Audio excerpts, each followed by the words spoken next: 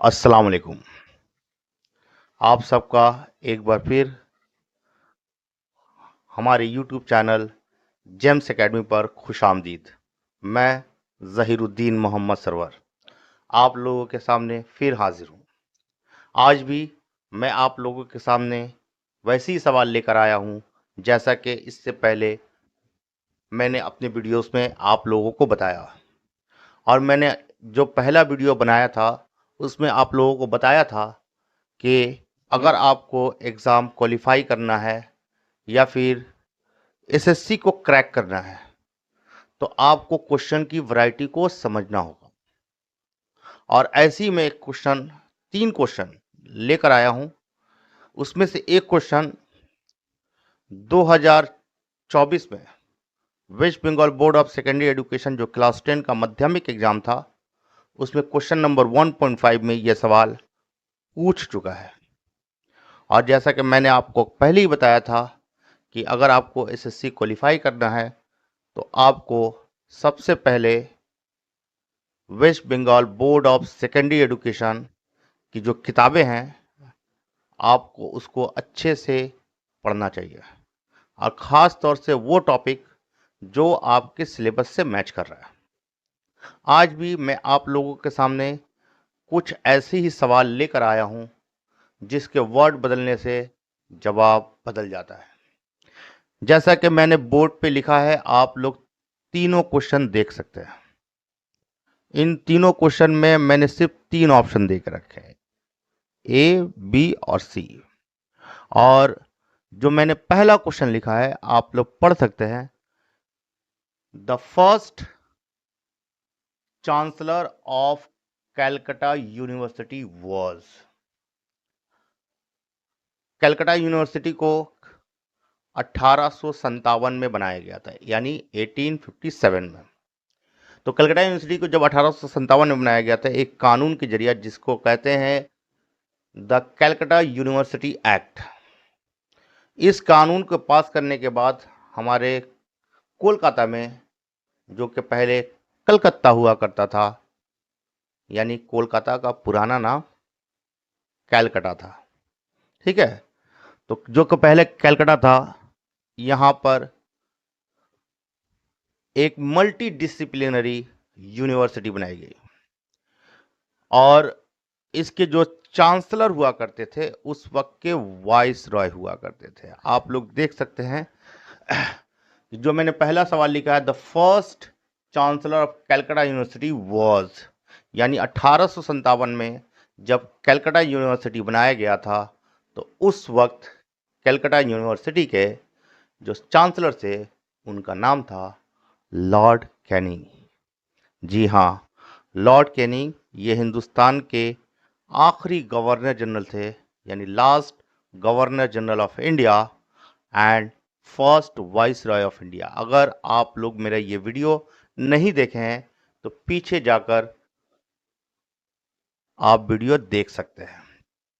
तो जब 1857 में जब कलकत्ता यूनिवर्सिटी बनाया गया था तो उस वक्त जो पहला चांसलर बने, वाइस चांसलर नहीं, चांसलर बने, उनका नाम था लॉर्ड कैनिंग। और मैंने आपको इससे पहले भी बताया था कि अगर जब तक आपको क्वेश्चन की वैरायटी समझ में नहीं आएगी बहुत मुश्किल होता है एग्ज़ाम को क्रैक किया जाए। जब आप एग्ज़ाम देने जाइएगा तो एग्ज़ाम में 50-60% तक क्वेश्चन नॉर्मल क्वेश्चंस होते हैं, 20-30% थोड़ा मॉडरेट क्वेश्चन होता है, यानी थोड़ा सा मुश्किल सवाल, और 8-10% वेरी टफ क्वेश्चन होता है। यानी अगर जो लोग मॉडरेट से टफ क्वेश्चन करते हैं, इजी तो सारे लोग करते हैं, जो आसान सवाल है उसको तो सब आता है, वो तो सभी करता है, लेकिन एग्ज़ाम में क्वालिफाई वही कर पाता है, एग्ज़ाम में मार्क्स वही ज़्यादा ला पाता है जो मुश्किल सवाल को करता है। और मुश्किल सवाल ऐसे ही सवाल होते हैं जिनके वर्ड बदलने से जवाब बदल जाता है। तो मैंने जो पहला सवाल लिखा था, the first chancellor of Calcutta university, वो थे लॉर्ड कैनिंग, ये 1857 में बने थे। 1857 में। और जो इसके फर्स्ट वाइस चांसलर थे, यानी जो मैंने दूसरा सवाल लिखा, द फर्स्ट, यहां पे मैंने सिर्फ वाइस लगा दिया, the first vice chancellor of Calcutta university, तब हमारा जवाब, यानी वाइस लगने से जवाब हमारा हो जाएगा sir William Colvile. Chancellor Lord Canning थे और first vice chancellor sir William Colvile थे। ये दोनों, जैसा कि नाम आप लोग सुन रहे हैं तो ये मालूम हो रहा है कि ये एक ब्रिटिशर थे, अंग्रेज थे लोग, ठीक है। तो इसमें क्वेश्चन की एक और वैरायटी जुड़ जाती है, जैसा कि ये वाला 3 नंबर में मैंने लिखा है, यहां पे मैंने यहां पे सिर्फ चांसलर था, यहां पे हो गया वाइस चांसलर और यहां पे हो गया इंडियन वाइस चांसलर। इससे पहले जो दोनों थे, यानी सर विलियम कॉलबाइल और लॉर्ड कैनिंग, यानी Lord Canning first chancellor, sir William Colvile first vice chancellor और फर्स्ट इंडियन वाइस चांसलर, इनका नाम था श्री गुरुदास बनर्जी।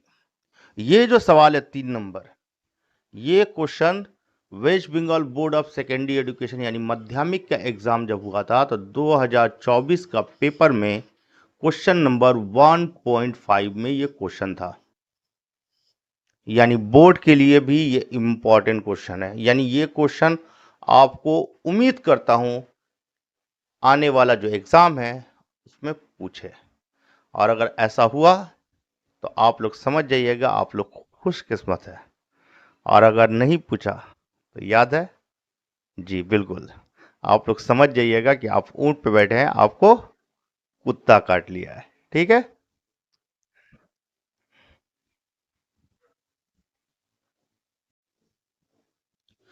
इससे पहले मैंने आपको 3 सवाल के जवाब बताए जिनके वर्ड्स चेंज होने से जवाब चेंज हो जा रहा था। आप लोगों ने देखा ही कि कैसे वर्ड चेंज होने से जवाब चेंज हो रहा है। ऐसा ही 2 सवाल मैं आप लोगों के सामने लेकर आया हूं, आप लोग जैसा कि बोर्ड पे देख ही सकते हैं। बोर्ड पे देखिएगा तो जो पहला सवाल है, दोनों सवाल आप पढ़िएगा ना तो दोनों सवाल आपको देखने में बिल्कुल एक जैसा लगेगा, और ऐसे सवाल हमेशा एग्जाम में परेशान करते हैं, सबको परेशान करते हैं, और हम लोग मार के चले जाते हैं और सोचते हैं कि हमारा नाम आ जाएगा, और जब रिजल्ट निकलता है तो मालूम होता है कि हम फेल कर गए। वजह क्या है? वजह यह है कि हम लोग क्वेश्चन की वैरायटी को समझ नहीं पाते हैं, और मैं आप लोगों को क्वेश्चन की वैरायटी बताने के लिए आया हूं। हमारा वीडियो थोड़ा लंबा हो जाता है, बहुत सारे क्वेश्चंस हम नहीं करवा पाते हैं क्योंकि वीडियो इससे लंबा हो जाता है। मैं सोचता हूं कि आप लोगों के पास तो यूट्यूब का खजाना है ही, आप लोग दिन भर यूट्यूब पे बहुत सारे क्वेश्चंस देख रहे हैं, तो मेरा वीडियो बनाने का मकसद ये है कि आप लोग जो क्वेश्चंस देख रहे हैं वही क्वेश्चन में क्या क्या चेंज होने से क्या क्या बदल रहा है। इसीलिए मेरा जो वीडियो है वो क्वालिटेटिव है, क्वांटिटेटिव नहीं है। मैं ज़्यादा क्वेश्चन, मेरे पास तो ऐसे हजारों क्वेश्चंस है, लेकिन ऐसे वीडियो बनाने में मुझे काफ़ी लंबा वक्त लग जाएगा, तो इसीलिए मैं थोड़ा थोड़ा क्वेश्चन थोड़ा थोड़ा आप लोगों को देने की कोशिश कर रहा हूँ। जितना मेरा कैपेबिलिटी है, जितनी मेरी सलाहियत है उतना ही, और इंशाअल्लाह धीरे धीरे आप लोगों को और देता रहूँगा। जैसा कि आप लोग बोर्ड पे देख सकते हैं, पहला, और मैंने इस सवाल का सिर्फ दो ही ऑप्शन दिया है, और इसी 2 ऑप्शन में लोग जो है गलती करते हैं, और यही 2 ऑप्शन जब ये सवाल पूछेगा यही 2 ऑप्शन आपके क्वेश्चंस में आएंगे, और अगर नहीं आया उम्मीद कीजिए आएगा। तो जो पहला सवाल था आप लोग देख सकते हैं, the book Ramcharitam was written by, यहां पर रामचरित भी दे सकता है, कभी कभी हम कई बार देखे हैं कि रामचरित भी दिया हुआ है, ठीक है। तो जब the book Ramcharitam was written by, और दूसरा सवाल मैंने लिखा है the book Ramcharitmanas was written by, थोड़ा सा वर्ड का डिफरेंस है। अगर ये 2 क्वेश्चन में एक साथ नहीं लिखूंगा, अलग अलग करके आपको पूछूंगा, तो आप हमेशा इस क्वेश्चन को गलत कर दीजिएगा। ठीक है, तो आप लोग देखिए कि जो पहला वाला जो किताब है रामचरितम या रामचरित, द बुक रामचरित, इसको जो लिखा था वो थे संध्याकर नंदी। ऑप्शन ए इसका जवाब होगा। और जो दूसरा वाला सवाल का जवाब है वो आप लोगों ने पढ़ा होगा, the book Ramcharitam Manas was written by. तो इस सवाल का जवाब आपने बिल्कुल सही दिया, ये सवाल आप लोगों ने पढ़ा ही है, इसका जवाब होगा तुलसीदास। और अक्सर एग्जाम में ऊपर वाला सवाल पूछता है और हम लोग थोड़ी सी घबराहट में तुलसीदास मार के चले आते हैं, क्योंकि हम लोग को पढ़ा, जब किताब खोलते हैं हम लोग कहीं भी देखते हैं तो हम लोग को नजर आता है, और हम लोग बचपन से ही पढ़ते आए हुए हैं रामचरितमानस तुलसीदास ने लिखी है, और इसमें वर्ड की क्वालिटी हम लोग चेक नहीं कर पाते हैं, थोड़ा सा वैरायटी है वर्ड में। ये एक अलग किताब है, ये एक अलग किताब है, ये एक अलग बुक है, ये एक अलग बुक है। इसको लिखा है संध्याकर नंदी और इस किताब को लिखा है तुलसीदास। और जब आप गूगल पे सर्च कीजिएगा ना, मारिएगा the book Ramcharitam was written by, तो आपका जवाब आएगा तुलसीदास। लेकिन उस पैराग्राफ को जब डिटेल से पढ़िएगा, जब आएगा तुलसीदास तो उसका डिटेल से पढ़िएगा तो लिखा होगा the book written by Tulsidas was Ramcharitam Manas. उसमें रामचरितम का जिक्र नहीं है, लेकिन आप गूगल पे इस तरह अगर सर्च कीजिएगा the book written by Sandhyakar Nandi, तब आएगा रामचरितम। ये क्वेश्चन की वैरायटी जो है, और हाँ जैसा कि मैंने आपको सोचा बताया कि गूगल जो है एक ऐसी दुनिया है, इसमें एक सवाल सर्च कीजिए, आप लोगों ने कई बार देखा होगा, सवाल सर्च कर रहे हैं अभी कुछ जवाब दे रहा है, फिर दोबारा सर्च कर रहे हैं कुछ और जवाब दे रहा है, तो गूगल से भी आप लोगों का दिमाग खराब हो जा रहा है। तो याद रखिएगा, गूगल से भी पढ़ने के लिए ना पहले आलिम बनने की जरूरत पड़ेगी। गूगल से पढ़िए लेकिन पहले किताबें पढ़िए, किताबें पढ़िएगा तब आपको समझ में आएगा क्वेश्चन की वैरायटी। उम्मीद करता हूँ मेरा ये वीडियो आप लोगों के लिए काफ़ी बेनिफिशियल होगा, आप लोगों ने काफ़ी इन्जॉय किया होगा। और जाते जाते आप लोगों को एक बात कहना चाहूँगा। जी हाँ,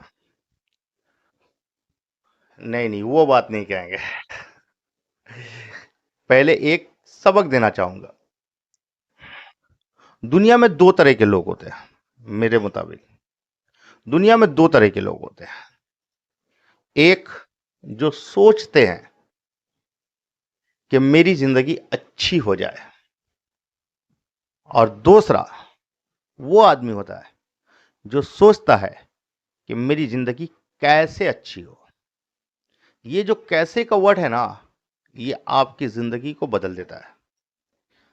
और आसान जबान में समझा रहा है, हम लोग सुबह बैठ के कभी कभी अकेले में सोचते रहते हैं, हमारे पास 1 लाख रुपया आ जाएगा ना तो हम ये करेंगे, कहीं से 1 लाख रुपया आ जाए, कहीं से 2 लाख रुपया आ जाए, सोचते हैं, सभी लोग सोचते हैं।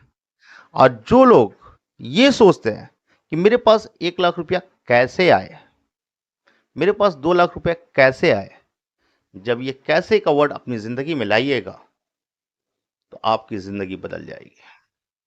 सोचना अच्छी बात है, लेकिन सोचने से पहले अमल करने के बारे में भी सोचें। और हाँ, जाते जाते आप लोगों को फिर याद दिलाऊंगा, जी बिल्कुल, अगर हमारा ये वीडियो, इससे पहले मैं तो वीडियो शुरू होने से पहले कहता हूँ, लेकिन अब मैं वीडियो ख़त्म होने के बाद कह रहा हूँ, अगर हमारा ये वीडियो आपको अच्छा लगा होगा तो लाइक करें, थोड़ा ज़्यादा अच्छा लगा होगा तो सब्सक्राइब करें, बहुत ज़्यादा अच्छा लगा होगा तो कमेंट्स करें, और अच्छा ना लगा हो सकता है आपको अच्छा ना लगे, ये भी तो हो सकता है भाई। आज तो हमारा डेमोक्रेसी है, डेमोक्रेसी में हमारा नोटा का भी एक राइट दिया हुआ है कि अगर हम जब वोट देने जाए, कोई पॉलिटिकल पार्टी हमको पसंद नहीं आ रही है तो हम लोग नोटा दबा के चले आते हैं, है ना, नॉन ऑफ दी अबव। तो डेमोक्रेसी, हम लोग आज़ाद हिंदुस्तान में है, हमारे ये डेमोक्रेटिक कंट्री है, हमारी अपनी राय रखने का पूरा हक है। तो हो सकता है आपको मेरा वीडियो अच्छा ना लगे, हो सकता है भाई, अगर अच्छा ना भी लगा हो तो कम से कम शेयर जरूर करें। ठीक है, इसी के साथ मैं अपना ये वीडियो खत्म करता हूँ। खुदा हाफिज।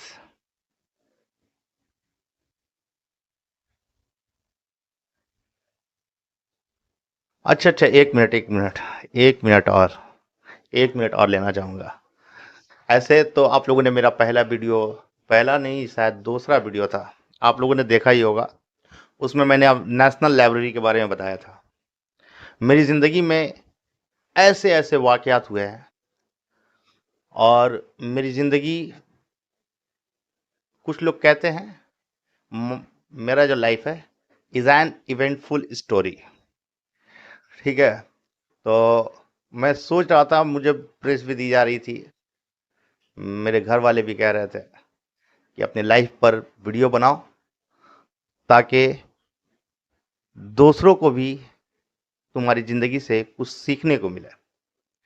तो बहुत जल्द मैं अपनी ज़िंदगी पर एक लाइफ लेसन लेकर आने वाला हूँ, और उम्मीद करूँगा कि मेरा वो वीडियो आपको सबसे ज़्यादा पसंद आएगा। ठीक है, इसी के साथ खुदा हाफिज।